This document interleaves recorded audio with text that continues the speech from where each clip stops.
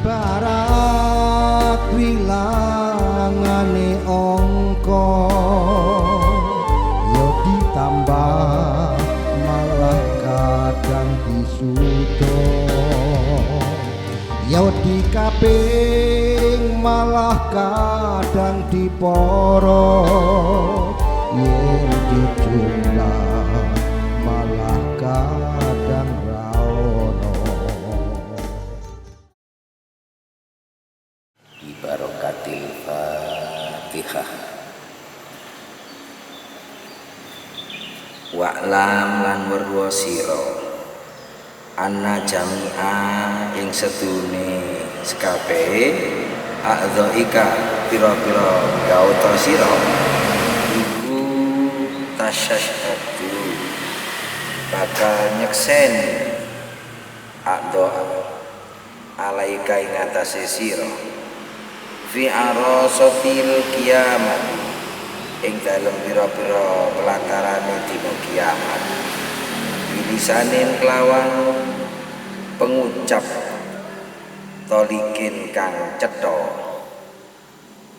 zaliki kang terang ai fasihin tegese fasih tafdahuka khale meleh-melehaken apa nggota ing sira bihi kelawan lisan fasih.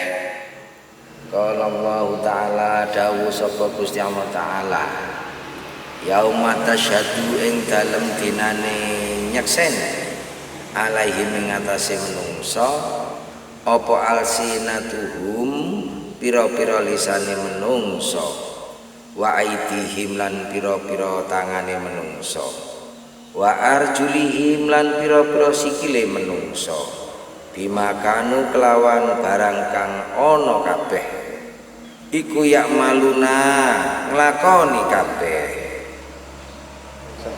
Wa qala Allah Ta'ala lan dawuh sapa Gusti Allah Ta'ala al yauma nahtimu ing dalem iki dina bakal ngunci ingsun ala afwahihim ing atase pira-pira tangane menungsa wa tukallimuna lan matur ingsun aidihim ing pira-pira tangane menungsa wa tasyhadu lan bakal nyekseni apa arjuluhum pira-pira sikile menungsa bima kanu kelawan barang kang ana yaksibuna bima kanu yaksibuna kelawan barang kang ana menungsa kabeh iku padha nglakoni kabeh fakhfat mongko ngreksa sira ya miskinu wong kang miskin jami'an ing dalem sekabehane badane kang badan sira khususon kale tertentu akdo aka ing pira-pira anggota akdo aka sab'ati ing pira-pira anggota kang pitu fa inna jahannama moko sak temene neraka jahannam ikulah kedue neraka jahannam sab'atu abwabi apa pitu pira-pira lawang likuli babin iku likuli babin kedue saben-saben lawang minhum saking iku kabeh juz'un utawi juz maksumun kang dibagi wala tata'ayyanu lan ora dadi nyata litil kal abwabi kedue mengkono pira-pira lawang ilaman asallaha angin sapa wong kang dawuh angin sapa kang duraka wong ing Allah bihadil a'dai kelawan ikilah pira-pira nggauta asap ati kang pitu. Lho, lapo iki Bajo? Oh, Pak Wahid kok moro bejudul teko iki lho. Kok iso lapo lho? Ketok maca kitab ngaji. Kok ngaji barang sih? Jam piro iki? Wayah nyambut gawe. Oh, sing nyambut gawe cek nyambut gawe Pak Wahid. Aku kebetulan longgar waktu. Dimanfaatno lah ngaji mumpung bulan Ramadan iki lho. Cek ono manfaate Ramadan iki gak sing manfaat lho. Ngaji. Iki ngaji tutuke winginane iku ah. Iya Pak Wahid. Nutukno winginane. Ya apa meneh ya? Wis ngaji ae waktune. Cek lali ambek luwene. Wah, nek sampean ngaji ngalekno luwe ya, gak oleh pahala, Bajo. Oh, ya ora ngono Pak Wahid. Memang saking keceplosan ae mara muni ngono gara-gara nek sampeyan iki lho. Aku lek gak ono sampean biasa lancar-lancar bener omongku. Tapi anggere nek sampean kok kudu keprocot keliru ae. Alah, wis ora usah mani doang. Wis tutupno wis ngajine, tak rungokno. Oh, ya wis. Rungokno ya, tak tutupne ngaji ya. Ndi ki mang le. Lali urute. Lah kok iso kali urute lho, Bajo? Ora genah samane. Oh, iki ketemu wis. Wis ketemu wis. Ngono ya. Wa lan utawi gauta iku al ainu meripat wal udhunu lan kuping walisan lan lisan wal batnu lan weteng wal farju lan farji wal yadu lan tangan warijelu lan sikil. Apa yang Bajo? Meripat, lisan, tangan, weteng, kuping, sikil barang. Oh. Engko diterangno engko apa saiki? Yo terangno titik Bajo, aku cek ngerti maksud sampean. Oh, ndek kitab iki diterang Pak Wahid. Masalah semua anggota badannya awake dhewe iki lho. Meripat, lesan, kuping, tangan, weteng, sikil lan sekabehane iki besok bakal dijauhi pertanggungjawaban ngono lho. Oh, ngono ta. Ya wis tutupno.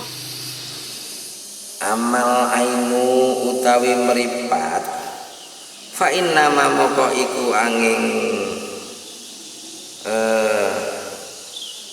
pestine khuliqat den dadekaken ain iku meripat laka kedue sira litah tadi supaya ngalap pituduh sira biha kelawan ain itu kelawan meripat fidulumati ing dalem pira-pira peteng watastainulan amrih pitulung sira biya kelawan ain iku mripat fil hajati ing dalem pira-pira hajat watandura lan ningali sira biya kelawan ain kelawan mripat ila ajaibi marang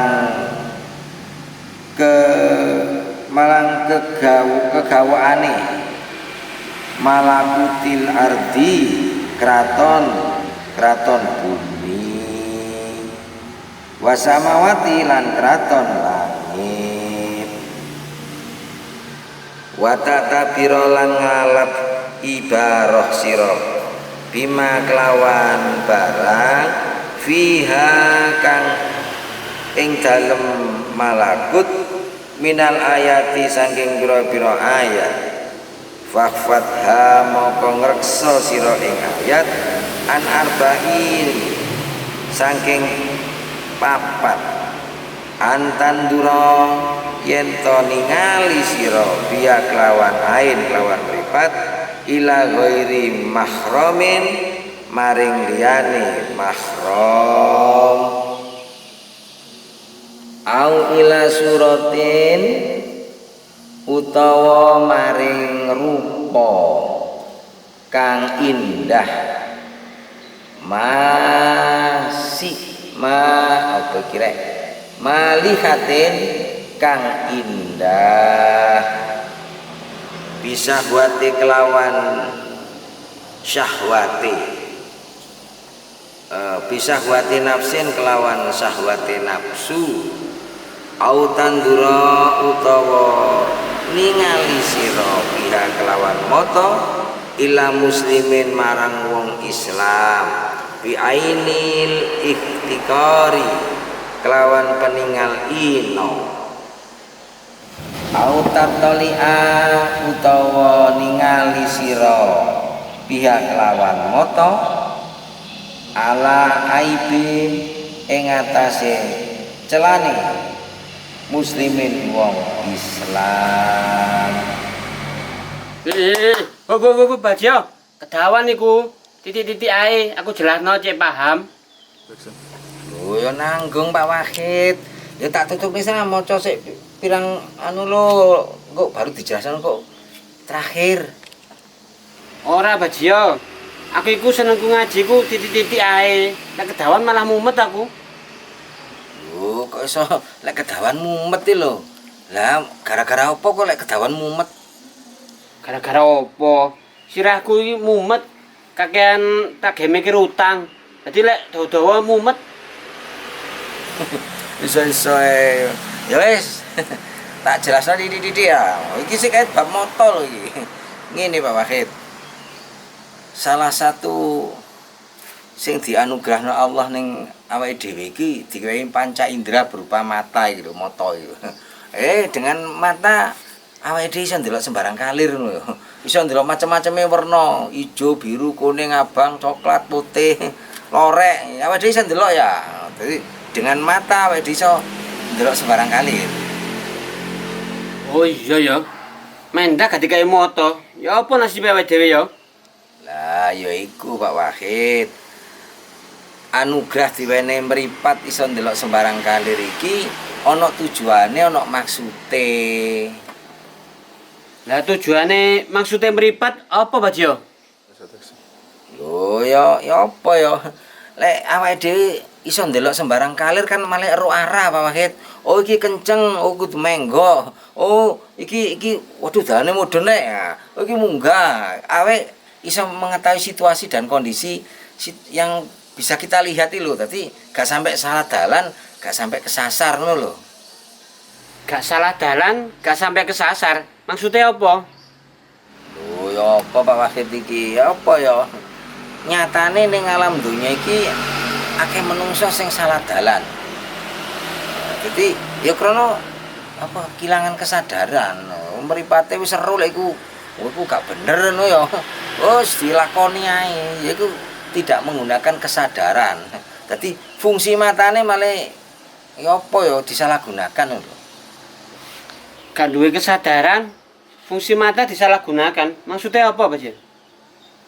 Oh, ngene lho ya. Ya apa ya? Sakjane maksudnya Gusti Allah awake dhewe dikeki mripat iki cek iso digunakan difungsikan sing apik-apik ngono lho. Ora sekanggo sing elek-elek. Digunakan kanggo sing apik, gak oleh elek. Maksudnya sampean? Ngene Pak Wahid. Mripat iki lek digunakno sing apik. Manfaatnya ya apik. Contoh ya, wah, krana mripat iki iso ndelok ya. Akhire kene ge ngaji. Oh, ngerti alif iku ngene, oh ba iku ngene, tak ngene. Ngerti huruf hijaiyah. Oh, akhire iso maca Quran krana mripate digunakno ndelok sing bener. Akhire krana mripate digunakan sing bener, akhire ya oleh manfaat sing apik ngono lho. Oh, ngono ta. Terus lanjut. Dengan memfungsikan mata meripat iki awake dhewe iso oleh pengetahuan. Dadi iso mengetahui banyak hal Pak Wahid ya. Oh ngono, oh ngene, oh ngono ngene. Akhire menungsa iki iso ro sembarang kalir ngono. Oh, Ngono ta, wis pokoke fungsi mata iso digunakan sing apik, iso manfaate ya apik ngono lho. Dadi aja sampe lah moto iki digunakan sing gak bener lho Pak Wakit. Loh, moto digawe sing gak bener, ya apa sih Pak Dio? Gayamu Pak Wakit, kowe gak ngerti-ngerti yo ae. Nah iki zaman saiki tambah zaman gak karu-karuan lho ya. Ha iku media sosial HP ku saiki menampilkan banyak hal lho iku ya. Wis macam-macam iso didelok niku ngono. Waduh, ana sing ngene ngono. Malah nek gak karu-karuan barang. Nah iki mripate malah ya apa ya? Malah kedosan iku ndelok sing gak genahe. Delok apa sih Pak Dio? Di media sosial, di HP, kok iso kedusan? Gayamu Pak Wakit kowe gak ngerti-ngerti yo ae. Hai nyatane lho ndek HP nek engko iso ndelok sembarang kalir lho. Sing gak bener-bener wakil lho gak karu-karuan. Iso wah iso gare merinding barang. Apa Pak Dio? Sing di HP gare merinding ono-ono sampeyan. Ya apa ya Pak Wakit ya. Intine ngene lho ya. Meripat iku malah dikotori hal-hal sing gak disenengi Gusti Allah ngono lho. Dikotori hal-hal yang gak disenangi Allah. Maksud sampean? Ya apa ya? Lan media sosial saiki merupakan media terbuka ya. Wis campur aduk sembarang kalir ono ngono lho ditampilkan ning media sosial kono sehingga hal-hal sing tabu, sing dilarang, sing gak pantas didelok malah dipertontonkan secara terbuka. Lah kene tanpa sadar ndelok ngawang terus ngono lho. Maksud sampean sing ngono-ngono iku ta Pak Dio? Lah yang ngono iku lah sing tak maksud ngerti ngono lho. Lah intine lah wis menungsa iku diuji dengan masapun teknologine hebat ya iso ngene ngono ternyata kadang ana dampak negatif nek kebak sing apa sing digawe menungsa iku ya malah apa ya urip kepengin bener malah tanpa sadar ndelok sing gak bener malah ya apa ya kamu kok besok meripat dijawab pertanggungjawaban nih. Hei Wakit meripatmu gawe apa ae ndelok apa ae ayo sampean ayo apa yo dikoreksi lho meripat sampean besok iku gelem gak gelem meripat sampean ngomong le anu Gusti Allah kula dijak ningali ngeten-ngetenan kula dijak ngeten kula dijak ndelok sing mboten-mboten ya apa sampean Setelah Pak Dio, mosok moto iki besok iso ngomong. Lah ono cangkeme ta moto iki? lho soal iku ya apa ya wis sing jelas masa moto besok yang ngomong dadi saksi awake dhewe iki ndelok apa ae motoku dijak apa ae moto wadul ning Gusti Allah. Duh Gusti Allah. Kula riyen dijak ningali sing mboten-mboten sing mboten bener-bener iki lho. Wis kula dijak ndelok moto-moto niku. Ah sing moto sing apik. Ya Allah, kula dijak niku moto kula dijak maca Al-Qur'an. Ningali-ningali sing bener-bener. Nah, sehingga ana sing wong sing mripate digawe sing bener, ana sing mripate digawe sing elek, ngono lho. Loh. Kira-kira Pak Dio, lek moto iki digawe sing gak apik, sing gak bener, sing elek, ana hukumane ya? Jenenge menyalahgunakan apa sing di Gusti Allah ngekeke mripat disalahgunakan. Ya iku jenenge menyalahi aturan. Ya mesti ana hukumane iku. Mestine gak oleh ndelok sing enggak malah ndelok sing ora-ora yo ana hukumane ta. Ya menurut aku sing salah ya sing mempertontonkan iku Pak Dio. Lah kene kan motone dadi korban ah. Iya pancen ngono ya. Sing wong sing lakoni gak bener-bener ki ya salah memang ya. Mempertontonkan apa hal-hal yang gak bener ya, aurate apa-apane lho ya. Ngumbar aurat nek media sosial ya. Sing kudune ditutup rapi, rajin kudu dijaga, direksa, dipertontonkan secara terbuka ya. Wah akhirnya wong-wong sing anu kemarin buka HP lho gambar apa iki rek? Lho sapa kok ngene-ngene barang iki wah. Ya apa ya loro-loro malah dosa. Waduh. Ya iki gara-gara wong sing gak kena ya Pak Dio. Mripat iki malah kedosan. Ya iku Pak Wakit, mulane awake dhewe iki diperintahno ngreksa, njaga mripat iki, karena mripat iki amanat. Dadi dijaga lah wong jenenge amanat ya dijaga ya. Aja kathek ndelok sing ora-ora. Sing kathek ndelok sing ora-ora ya gelem gak gelem mripat wadul. Sing ndelok elek ya mripat adul kula dijak ndelok elek ya Allah. Akhire ya malah ana resikone ngono.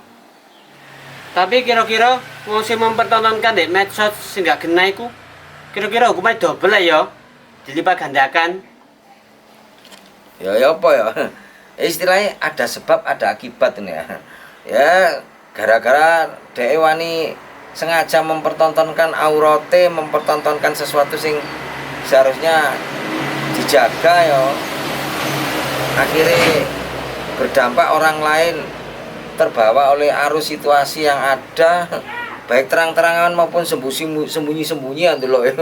Akhirnya tanpa sadar Kang melanggar aturane njaga mripat, akhirnya kedosan mripat ya.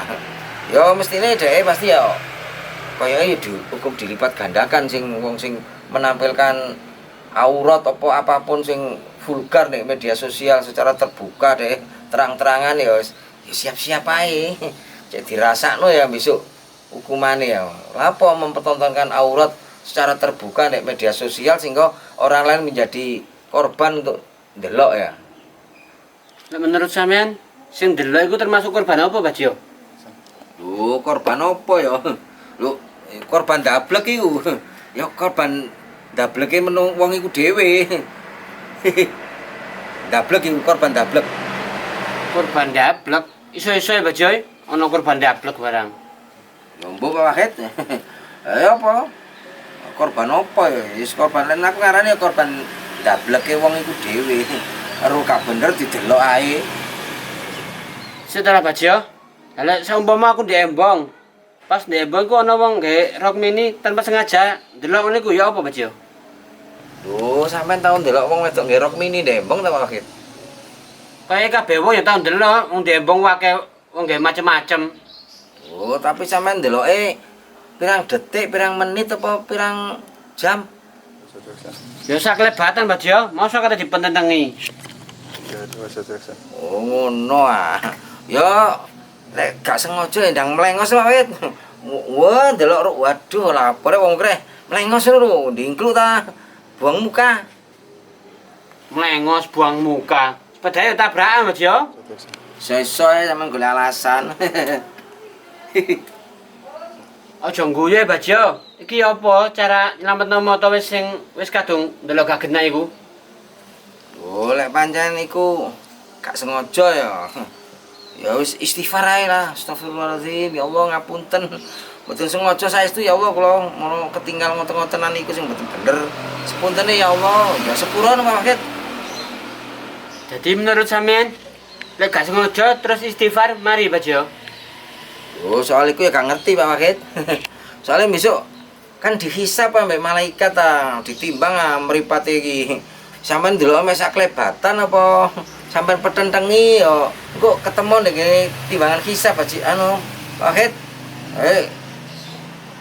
Sampeyan yo apa ndeloke engko soal dihukum apa enggak, disepuro apa enggak kok konangan nek ngene nek yaumul hisab. Waduh, ya apa iki, Bajo? Aku kadung gelek mententengi.